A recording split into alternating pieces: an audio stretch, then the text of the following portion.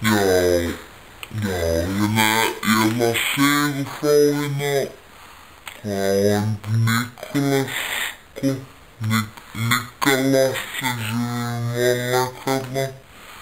Hann hvítur, sko. Og já, hann dýrkar mjólk. Hann alltaf inn á bloggsíðunni á. Hann yndislegur, hann alltaf inn á ms.is. Við skulum heimsækja hann aðeins. Já, ég inni á honum. Við skulum tala aðeins nánar betur við líka. Yfir út.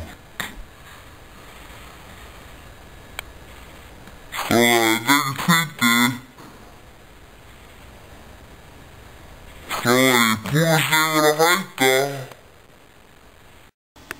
Það er bara eitthvað við mjólk sem er bara ógeðslega gott. Ég held að sko uppskriftir að reyna að finna þetta sjálfur. Þetta er bara eitthvað matík, ég skil þetta ekki. Þetta er bara svo gott.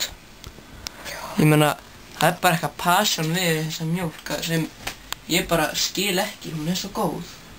Ég meina, að drekka hana er bara svo, þú veist,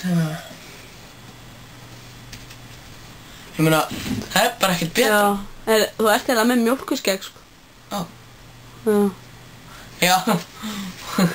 Já, það snerist mér svo að vitlaust hjá þér mjólkurskeggi. Nú.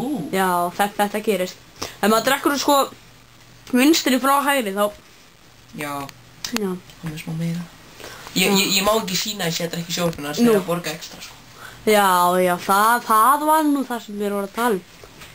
Núna drekk ég samt aðeins öðris og ég finn mjólkurskeggi. Ég finn alveg fyrir því, sko. Já, mitt. Já. Já.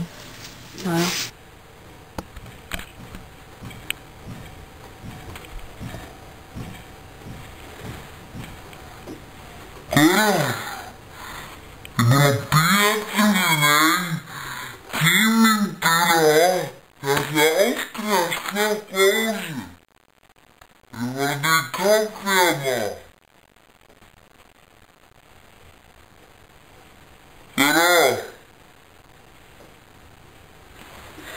Takk fyrir þetta.